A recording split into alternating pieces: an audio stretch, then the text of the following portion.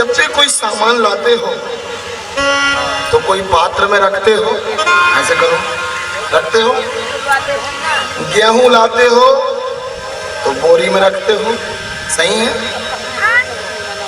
दूध लाते हो तो गंजी में रखते हो, तेल लाते हो तो बाटल में रखते हो,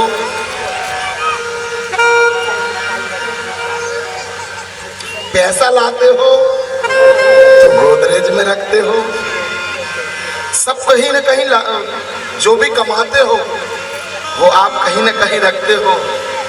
एक बात बताओ, जो आप अच्छे और बुरे कर्म कर रहे हो वो कहाँ रख रहे हो? कहीं तो रख रहे हो ना। तो वो जहां रखते हैं ना उसे कहते हैं कर्मों की मटकी। काय की मटकी? कर्मों की मटकी।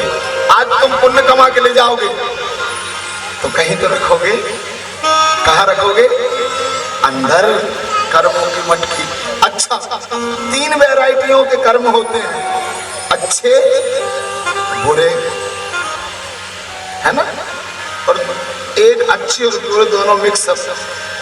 तो सबसे शुद्ध होता है दूध, फिर दही, और फिर दही के बाद माखन, और उसके बाद घी। ठीक है? तो आप लोग बताइए, सब खुद ही खा लोगे क्या? क्या कन्हैया को भी खिलाओगे कर्मों को? आपने अभी तक अपने कन्हैया को मटकी थमाई है कि नहीं थमाई? पूरे विश्व में ऐसा कोई विज्ञान नहीं है जहां पर उनका परमात्मा कर्मों की मटकी छुड़ा के और कर्मों का माखन तुम्हारा खा के और तुम्हें इस जन्म और मृत्यु से मुक्त कर दे। केवल सनातन धर्म में कृष्ण है जो कर्मों की मटकी चुराता है। आदरणीय श्रोताजनों, जो कर्मों की मटकी चुराता है। और रामायण जी कहती हैं, कर्म प्रधान विश्व करी राखा, और जो जस करऊं सो तस फल चाखा। गीता जी में कहते हैं, ज्यायसी चेत कर्मण्यस्ते मता बुद्धिर जनार्दना तत्किम कर्मणि घोरे माम नियोज यस केशव। तो मैं आपसे एक निवेदन कर रहा हूं, कौन कौन है जो ये चाहता है? हाथ मत उठाना, बस इशारा कर देना कि पूरे कर्मों का पुण्य हमें मिले। और कौन कौन चाहता है कि कर्मों से छुटकारा मिले? जो जो चाहता है कि कर्मों का फल मिले वो ऐसे करो, चाहिए फल, और फिर कड़वा हो तो हमसे नहीं कहना, क्योंकि सब कर्म मीठे मीठे नहीं है, जहर जैसे भी है। और कर्म मालूम है, कई लोग कहते हैं जैसी करनी, लेकिन कर्म हम जैसे करते हैं ना वो वैसे ही लौट के नहीं आते हैं, हमें घुमा फिरा के मिलते हैं। मिलते जरूर है फल। एक व्यक्ति था जो एक जगह काम करता था, उसके बॉस ने कोई गलती हो गई तो उसके बॉस ने उसको एक चाटा मार दिया। अब क्योंकि मालिक ने मारा है और मालिक ने मारा तो कुछ कर भी नहीं सकते थे, चुपचाप ऐसे आ गया। और जैसे ही घर में आया, पत्नियों की आदत होती है पति के चेहरे से ये दीदी को जगाते रहना, छोटी वाली नींद आ रही होती है, अब 6 दिन की थकान है, वो बाजू वाली जगाते। तो जैसे ही पत्नी के पास गया घर, तो पत्नी ने पूछा ये लाल लाल सा कैसा है? अब गुस्सा तो भरी थी, पत्नी और छेड़ देती, तो उसने लिया और पत्नी को एक चाटा मारा। पत्नी कहती पूछी बस तो थी मैंने, ये लाल लाल सा गाल क्यों, कैसा है? अब पत्नी को गुस्सा भरी है, तो एक लड़का आया उसी का बड़ा वाला, उसने कहा मम्मी मम्मी खाना खाना है। तुझे तो दिन भर ही भूख लगती है। मम्मी ने लिया और एक चाटा। लड़का कहता है गजब हो गया, हर दिन मांगता था तो आज मांगा। अब उसको गुस्सा भरी है, निकली नहीं है। सुबह सुबह वो छोटा वाला भैया 3 चक्का वाली गाड़ी चलाने लगा, उसकी वाली। बोले मेरी सी गाड़ी मिल गई तुझे चलाने को, पकड़ा और एक चाटा। छोटे वाले ने कहा फिर तो हर दिन चलाता हूँ, आज क्यों मार दिया। अब उसको गुस्सा भरी है, क्या करूं। तो दरवाजे में एक कुत्ता बैठा था, गया और एक किक मारा। कुत्ता ने कहा यार मैं तो शांत बैठा था, मुझे क्यों मारा। तो कुत्ता गया और रोड में एक व्यक्ति घूमने जा रहा था, उसने भी लिया और उसको जाकर काट दिया। जिसको काटा था वो कौन था मालूम है, वो कल वाला वही बॉस था जिसने उसे चाटा मारा था। कर्म वापस आ गया आदरणीय श्रोताजनों, घूम फिर के। तो कर्म प्रधान विश्व करी राखा, जो जस करो सो तस फल चाका। अगर तुम्हें रात में मच्छर भी काट रहा है, 2-2 3-3 घंटा लाइट भी गोल हो रही है, अगर नींद भी खराब हो रही है, जो भी दुख मिल रहा है वो कर्मों का फल है। और उस समय जब दुख मिले तो बेचैन मत होना, एक काम करना, कोई भी दुख हो वो दुख तो तुम्हें सहना पड़ेगा। उस समय तुम बस एक काम कर लेना, उस दुख में भगवान का नाम भज लेना, आगे कोई दुख नहीं मिलेगा। आदरणीय श्रोताजनों, केवल उस समय समझदारी करना पड़ेगा, सहना तो पड़ेगा। अच्छा हम क्या करते हैं, जब भी दुख आता है ना तो हम यहाँ वहाँ भटकने लगते हैं और दुख धीरे धीरे उसी समय में निकलते रहता है और आखिरी में लगता है गुरुजी ने जो भभूति दी है ना उसी से आराम लगा है। गुरुजी ने जो भभूति दी है उससे आराम बाद में लगा है। जो दुख का समय था ना, तुमने जो यहाँ वहाँ भटकने में जो समय लगाया उसमें वो दुख का समय निकल गया, तुम्हें लगा गुरुजी ने आराम दे दिया। लेकिन एक गलती हो गई, काश उस दुख के समय में तुम ईश्वर को भज लेते तो आराम तो लगता ही, परमात्मा तुम्हारी मटकी को भी फोड़ देते। आदरणीय तो मैं आपसे एक निवेदन करूंगा, जब भी दुख पड़े तो उस दुख में भगवान, अपन कहते हैं ना कि अनुष्ठान कर लो, पूजा कर लो, पाठ कर लो, उस टाइम को कैसे हम महान बना सकते हैं। पांडवों के जीवन में दुख पड़ा, अर्जुन को 12 साल का वनवास और 1 साल का अज्ञातवास मिला। अर्जुन धर्म युद्ध क्यों जीता, दुर्योधन राजभोग करते रहा। और अर्जुन यहाँ भी सीखा, इंद्र से भी सीखा, पूरे विश्व से गुण सीखा और उस समय का ऐसा सदुपयोग किया कि महाभारत का विजेता बन गया। आदरणीय श्रोताजनों, महाभारत का विजेता बन गया। तो मैं आपसे निवेदन करूं, कठिन समय को आपको अपने परमात्मा को देना है, तो अपनी अपनी मटकी परमात्मा को सौंपना है। मैं आपसे एक निवेदन करूं, ईश्वर को मटकी सौंपना मतलब अपने कर्म सौंपना। अपने ईश्वर से ये निवेदन करो, सब अपनी अपनी मटकी को निकालो, ऐसे निकालो, ऐसे हाथ में लो, सभी लोग ले लो, ऐसे हाथ में बोलो, कन्हैया हम जितने जन्मों से सफर कर रहे हैं उस सारे जन्मों के कर्म हम इस मटकी में रख रहे हैं। अगर अच्छी लगे तो माखन समझ के खा लेना, बुरे लगे तो दही समझ के खट्टा खट्टा खा लेना। हमारे कर्म अगर खाने लायक ना हो गोविंद, इतने पाप हमने किए हो कि हमारा दही और माखन बिगड़ा हुआ हो, तो एक काम करना, हमारी मटकी को अपने हाथों से फोड़ देना और हमें मुक्त कर देना। मोहन, हमें मुक्त कर देना। और एक बात बताओ, जैसे किसी व्यक्ति की फाइल गुम जाए ना तो उसे सजा नहीं मिलती, ऐसे ही किसी के कर्मों की मटकी गुम जाए ना तो फिर यमराज उसे सजा नहीं देता। तो कर्मों की मटकी दुनिया में केवल कोई चुरा सकता है तो उसका नाम कृष्ण है। क्यों? क्योंकि वो विधाता है, वो परमात्मा है। उसके अलावा अच्छा 11 साल के हैं, इसलिए 11 साल में किसी को सजा भी नहीं मिलती चोरी की। श्री कृष्ण पूरे विश्व के प्रेम करने वालों के लिए छोटे से बन के आए हैं। तो इनको अपनी मटकी सौंपो कर्मों की और अपने कर्म को भगवान कृष्ण को सौंप के कहो, माँ यशोदा से देखो मेरी मटकी फूट रही है कि तेरो लाल यशोदा चल गई, मेरो माखन चुरा कर बदल गई। एक छोटी सी हंसी की बात है। भारत में एक घोटाले का हमेशा चर्चा होती है। कौन सा घोटाला है? चारा घोटाला। कौन सा घोटाला है? कौन ने किया था? लालू यादव जी ने ना।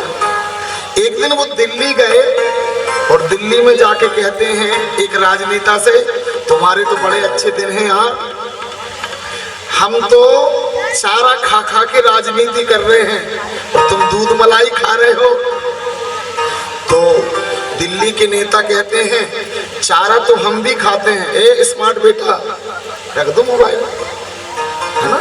कुर्सी में बैठे साहब तो लगा ही है, मोबाइल चला के और बड़े साहब लग रहे हैं। मेरे पास मोबाइल नहीं है बेटा, उसकी फोटो खींच लो थोड़ी। अब जिंदगी नहीं चलाएगा मोबाइल।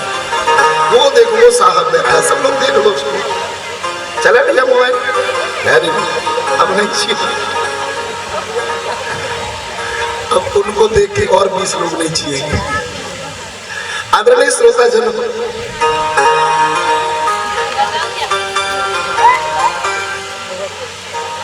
तुम्हारा जो समय है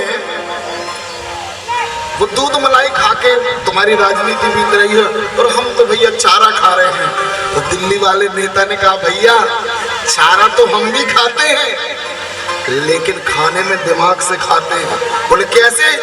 बोले हमने अपने घर में गैया पाल रखी है, चारा लाते हैं, गैया को खिलाते हैं और गैया दूध देती है तो हम दूध मलाई खाते हैं, दूध मलाई खाते हैं। ये एक बात भी है, सिद्धांत भी है। हमारे जितने भी कर्म हैं ये चारा है और कृष्ण हमारी गाय है, उसके चरणों में सौंप दो और जब वो दूध मलाई देगा तो इस संसार में तुम्हें सुखी सुख मिलेगा। आदरणीय श्रोताजनों, क्योंकि सीधा चारा खाओगे तो कुछ नहीं मिलेगा, लेकिन अपने कर्मों अपने परमात्मा को सौंप दो। आओ तेरो लाल यशोदा चल गई, तेरो माखन चुरा कर बदल गया। तेरो लाल यशोदा चल गई, मेरो माखन चुरा कर बदल गई। तेरो लाल यशोदा चल गई, मेरो माखन चुरा कर बदल गई। तेरो लाल यशोदा चल गई, मेरो माखन चुरा कर बदल गई। मेरो लाल यशोदा चल गई, मेरो माखन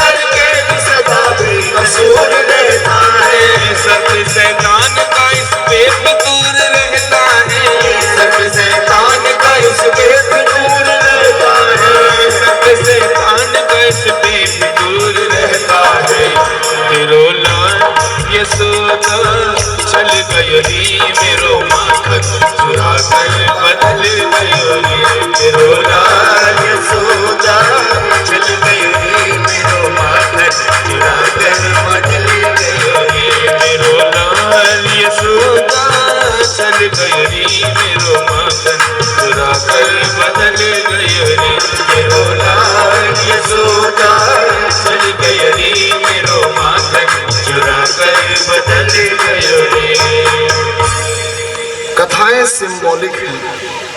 आप लोगों में से कौन कौन है जिनके यहाँ दूध होता है?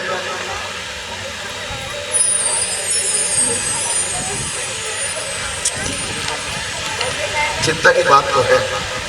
कौन कौन है जिनके यहाँ दही बनाते हैं?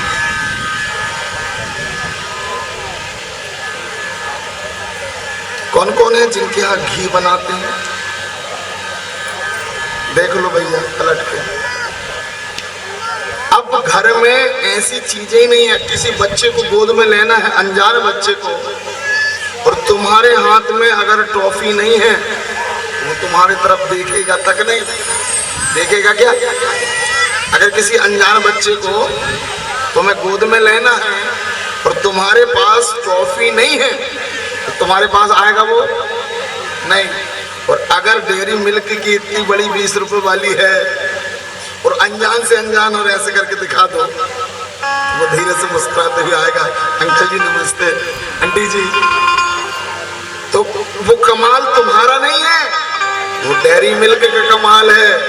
ऐसे ही कृष्ण को बुलाना है, अपने कर्म खत्म करवाना है, तो एक बात प्रण लेके जाओ, अपने घर में डेमो के रूप में एक मटकी को टांगना है जिसमें माखन रखना है, दही रखना है, घी रखना है, दूध रखना है, क्योंकि बिना डेयरी मिल्क के कोई बच्चा किनारे नहीं आएगा और बिना दूध दही घी के कृष्ण किनारे नहीं आएगा। आदरणीय श्रोताजनों, कृष्ण किनारे नहीं आएगा और वो आपको अपने घर में रखना पड़ेगा। तो मैं दीदियों से निवेदन करूं, आज मैं एक दीदी के यहाँ गया था, वो दीदी कह रही थी, और वो सेठ जी बता रहे थे, बोले गुरु जी हम कल भूसा लेने गए। बोले 7 एकड़ खेत तो है लेकिन भूसा हार्वेस्टर चल गए तो भूसा नहीं था। तो उन्होंने बहुत अच्छी बात कही, बोले 3 घंटे की कथा छूट जाए लेकिन भूसा अगर उड़ जाता तूफान में फिर भूसा नहीं मिलता। मुझे बड़ा अच्छा लगा। कुछ शब्द होते हैं जो ब्रह्म ज्ञान जैसे होते हैं।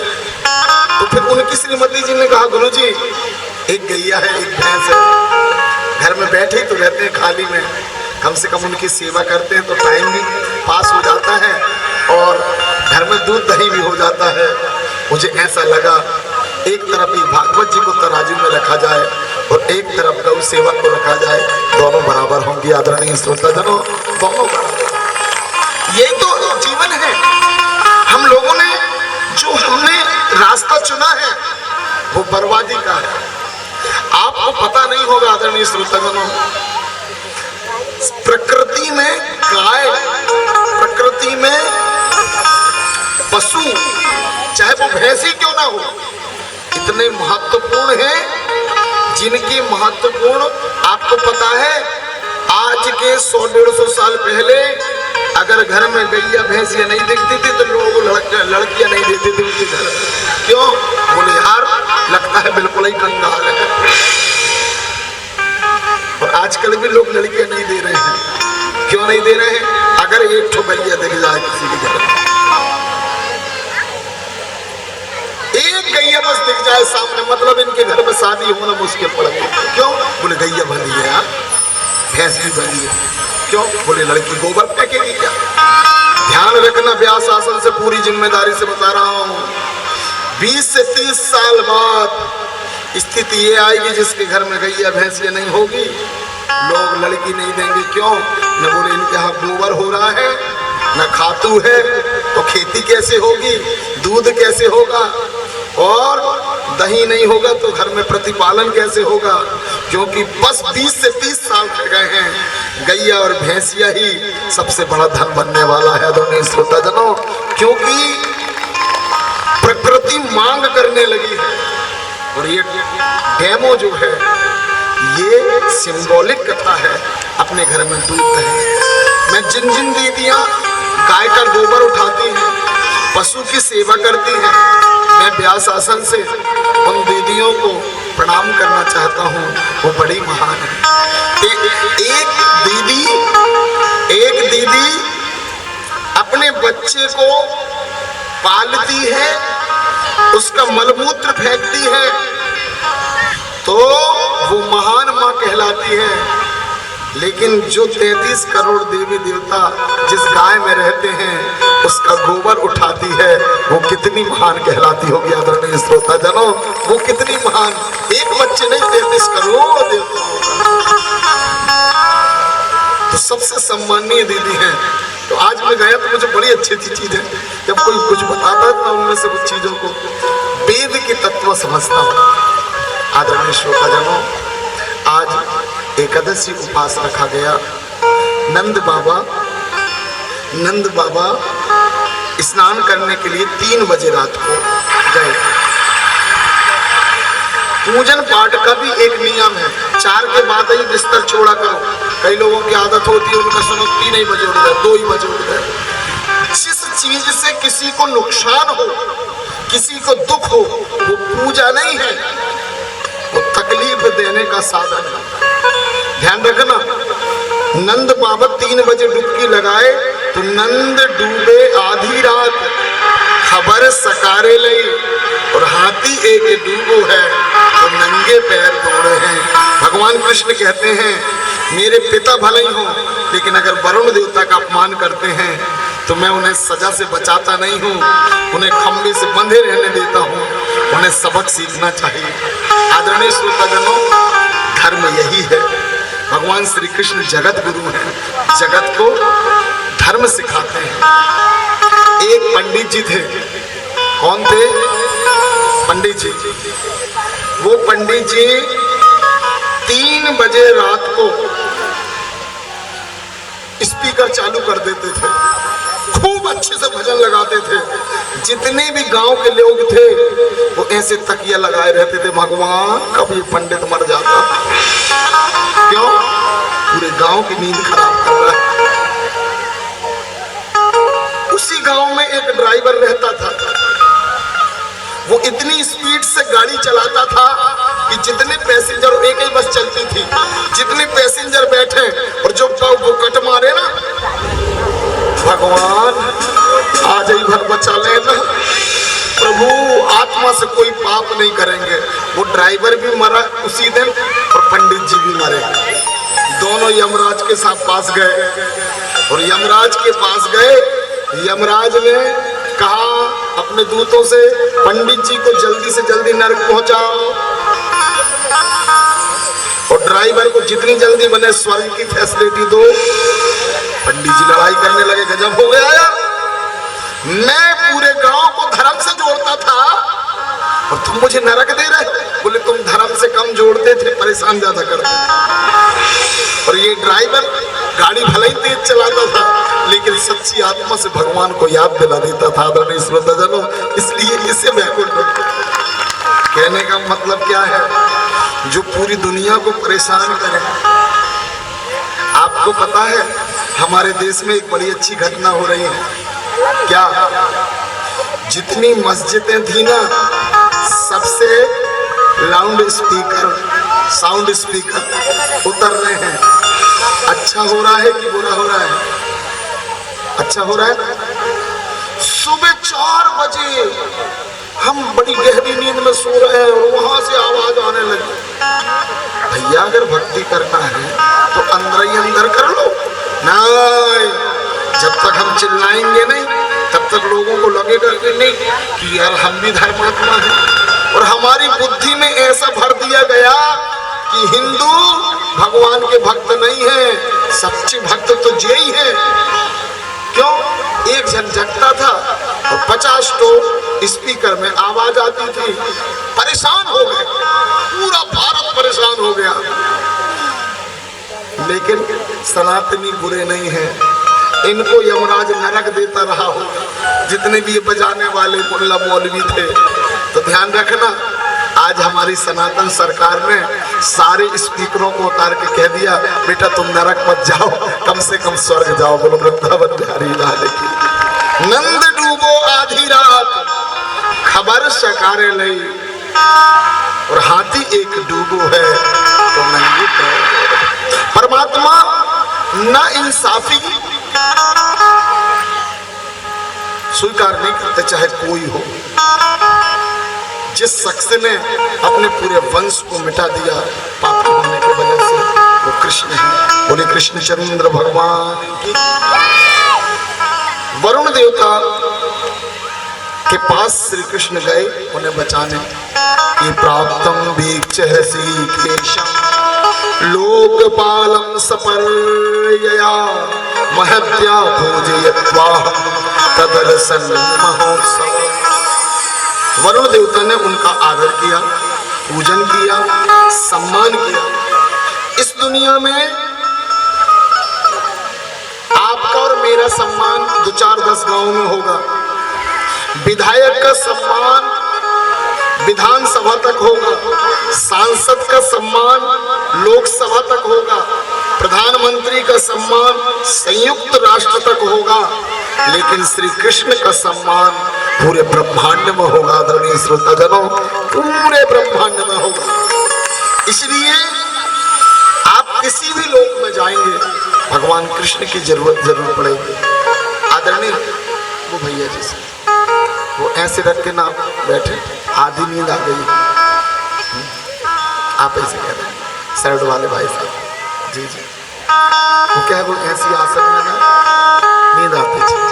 अच्छा एक बहुत अच्छी बात बताऊं, ये जो नींदों के झपके आ रहे हैं ना, इसमें आप लोगों की गलती नहीं है। एक एक दिन में 5-5 शादियां हो रही हैं। आज आपको जो पंडाल यहाँ पे थोड़ा कम दिख रहा है ना, ये भगवान की कृपा है कि इतनी शादियों के बीच में भी पंडाल भरा है। आज की शादी आज कितनी 9 तारीख है क्या, कमाल के बैंड बाजा बज रहे हैं।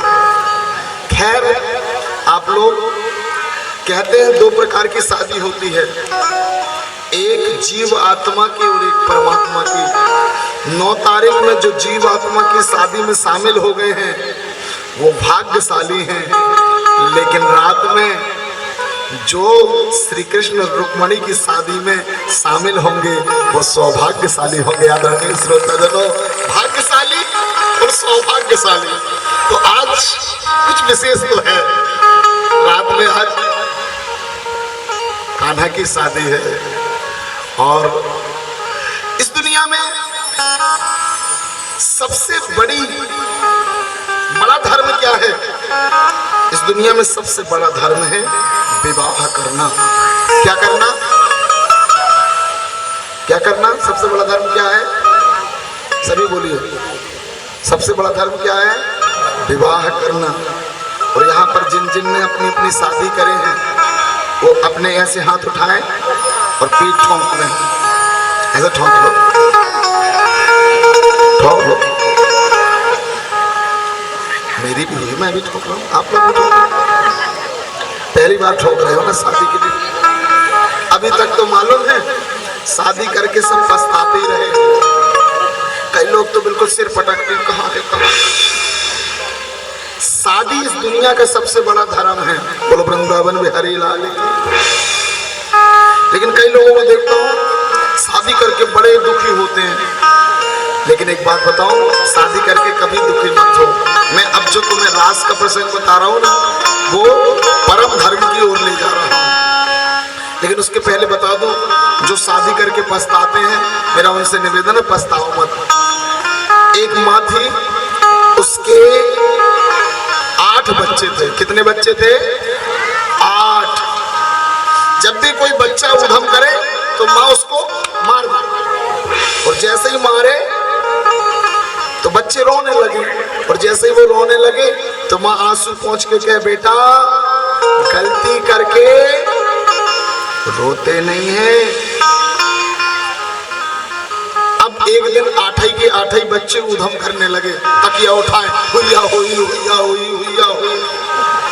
अब एक को समझाए, 2 को समझाए, 3 को समझाए।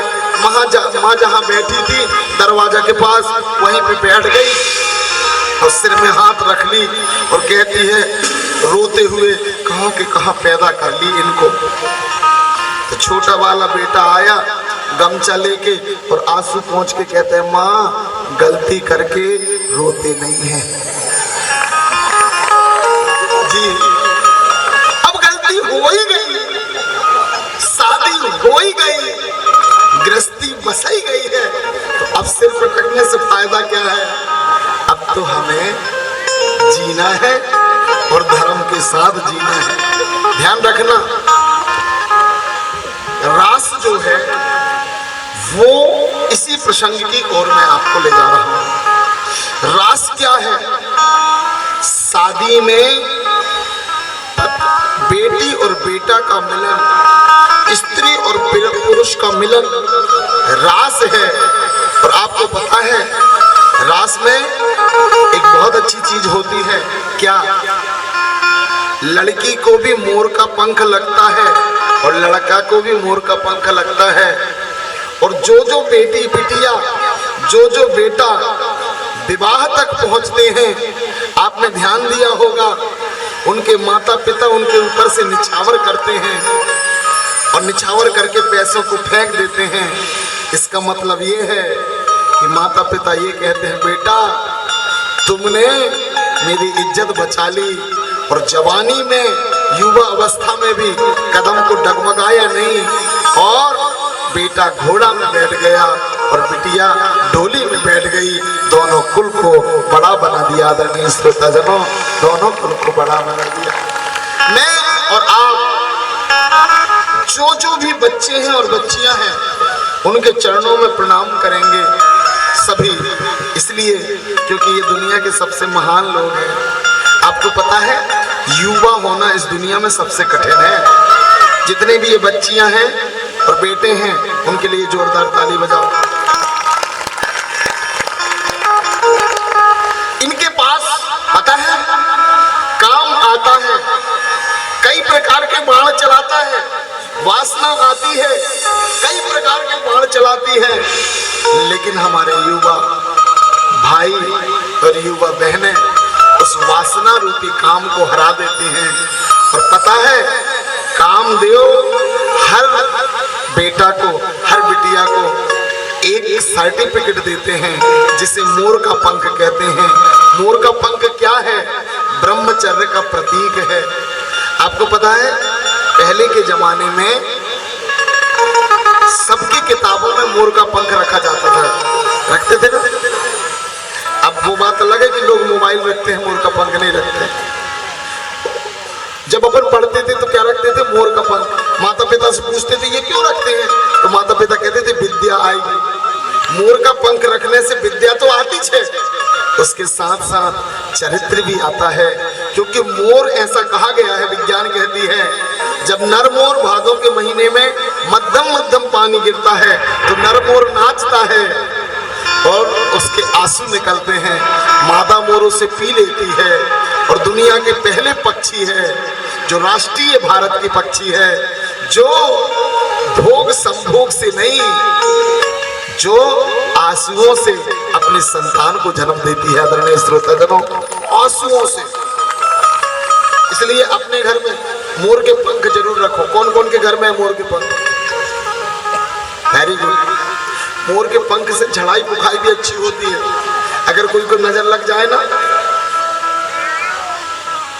हाँ, अच्छा, झड़ाई फुकाई हमारे भारत में पहले से करी गई है। किसी पंडा के पास, किसी पंडित जी के पास, किसी मौलवी के पास, किसी के पास जाओगे तो 2 रुपया लगेगा। आज एक मैया को देखा मैंने, शायद घर ही में था ये, वो बच्चे को दस्त सा लग रहा था। हाँ, पीछे ही थी। और उन्होंने किसी राई रख ली, इतना सब और 2-3-4 आइटम। और मैंने देखा बेटा को, उनका घर का प्रोडक्ट है यार।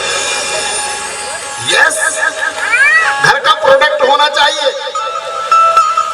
मैं आपको एक चीज और बता दूं, झड़ाई फुकाई हमारे भारत में शुरू से चली आ रही है। क्योंकि आपने आधार कार्ड में देखा होगा, जब कंप्यूटर के सामने हम खड़े होते हैं ना, तो हमारी नजर अलग होती है, इनकी नजर अलग होती है, आंखें सबकी जोत अलग होती है। कंप्यूटर में मेल नहीं खाती, आधार कार्ड बनता है जब खड़े हुए हो ना, अंगूठा अलग, नजर अलग, इसलिए नजर लगती है। लेकिन हमारी भारत की माताएं खुद तांत्रिक हैं। वृंदावन में आने वाली पहले की माताएं जो होती थी, बाल ले लेती थी, मिर्ची ले लेती थी, राई का तेल, अभी नई नई वाली भूल गई है, इसलिए ये मढ़ियाओं में ज्यादा भटक रही है। खुद के प्रोडक्ट होते थे और 3 बार आग में डाल दिए, कितना ही नजर। तो मैंने देखा खुद के प्रोडक्ट बनाइए अपने घर में गाय जो होती है ना, गाय के जो पूंछ होती है ना, पूंछ से भी झाड़ लेते हैं।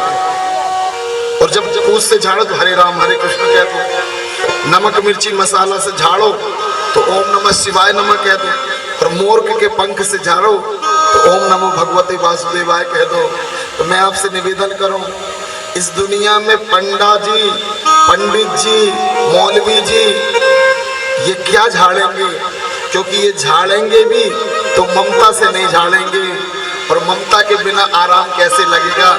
लेकिन माँ जब झाड़ेगी तो ममता से झाड़ेगी। आदरणीय श्रोताजनों, आराम निश्चित है। इसलिए खुद ज्यादा भटकने की जरूरत नहीं, कुछ खुद के प्रोडक्ट होने चाहिए घर में। तो मोर का पंख सब घरों में रहना चाहिए। और जहां युवा बच्चे सोए, एक बात और ध्यान रखो, जहां युवा बच्चे सोए ना वहां पर ऐसे लटका दिया करो मोर का पंख।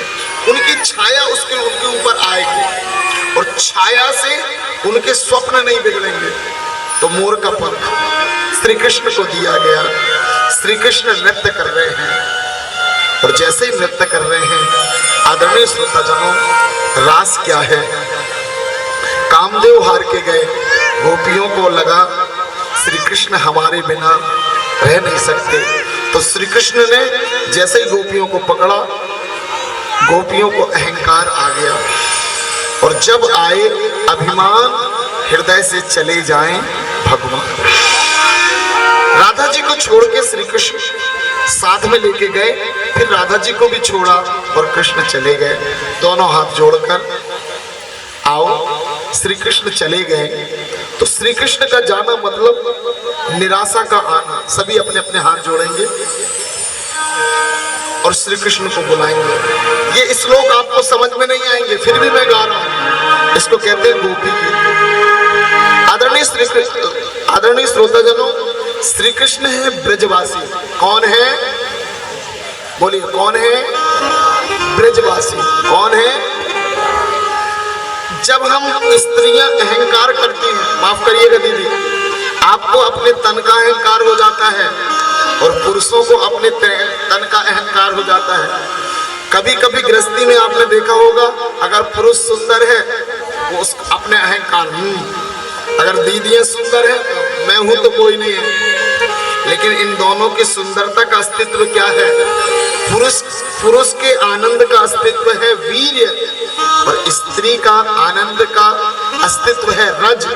और ये दोनों मिलकर बनते हैं ब्रज, जिसमें श्री कृष्ण रहता है। और जब ब्रजवासी कृष्ण चला जाता है तो संसार नीरस हो जाता है। आदरणीय श्रोताजनों, संसार नीरस हो जाता है। तो मैं आपसे एक निवेदन करूं, श्री कृष्ण जिंदगी से ना जाए तभी हमें उमंग रहे। तो आओ हाथ जोड़कर कृष्ण को बुलाएं अपनी इस ब्रज में। जयति ते अधिकम जयम ब्रजा सयति इंदिरा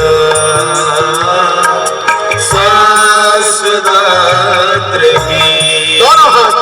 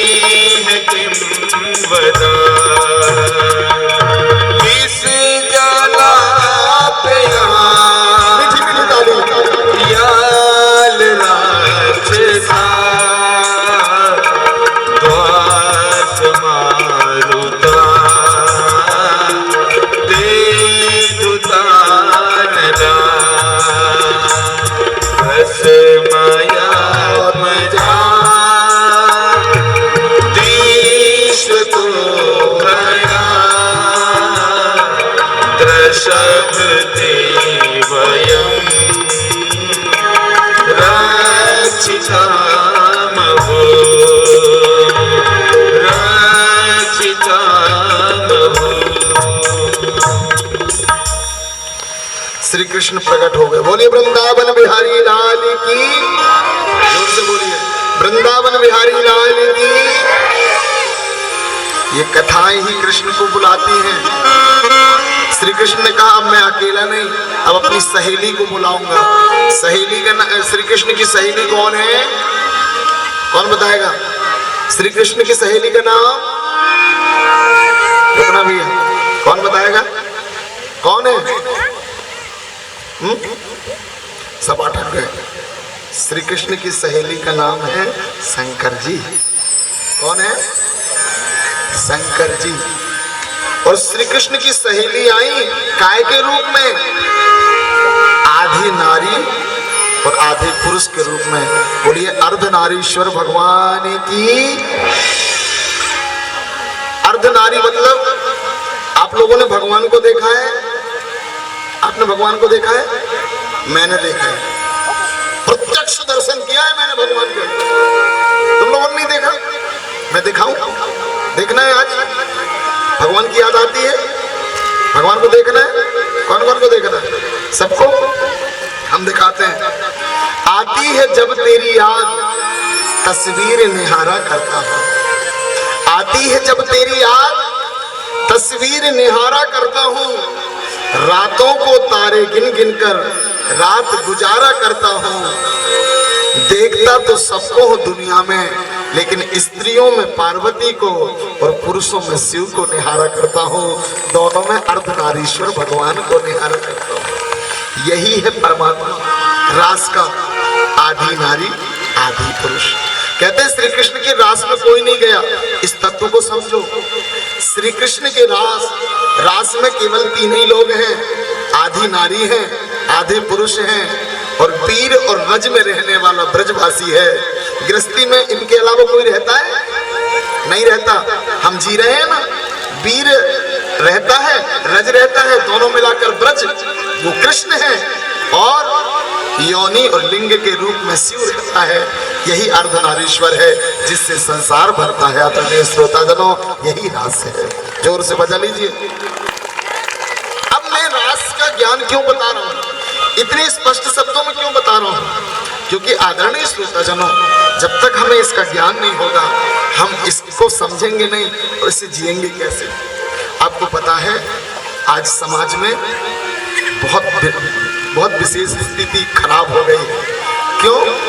आज बिजौरी में मैंने पता किया, किसी के यहाँ गया था, गुरुजी कम से कम 10 से 15 बच्चे ऐसे हैं जो इतने सुंदर लगते हैं, इतने सुंदर लगते हैं कि अगर मैं कहूँ, अगर मेरी बहन भी होती तो मैं उन बच्चों को दे देता, ब्याह देता। इतने सुंदर और कमाने वाले हैं, लेकिन उनको बच्चियां नहीं मिल रही हैं। कारण क्या है? कारण ये